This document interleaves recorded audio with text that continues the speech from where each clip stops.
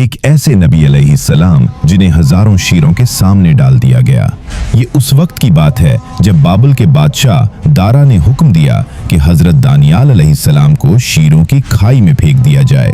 وہ گہرا گڑھا جہاں بھوکے شیر رکھے جاتے تھے اور جو موت کی سب سے خوفناک سزا سمجھی جاتی تھی، صرف اس لیے کہ حضرت دانیال علیہ السلام نے بتوں کی عبادت سے انکار کر کے صرف ایک اللہ کو سجدہ کیا تھا۔ رات بھر اندھیرا رہا، بھوکے شیر دانت نکالے گھورتے رہے اور ہر سانس موت کا پیغام لگتی تھی، مگر حضرت دانیال علیہ السلام نے سر جھکا کر دل سے اللہ کو پکارا۔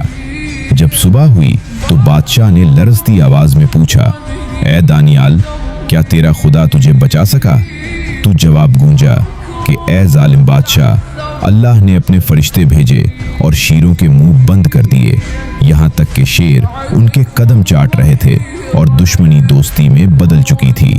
یہ اللہ کا وہ کرشمہ تھا جو سچے بندے کو کبھی تنہا نہیں چھوڑتا۔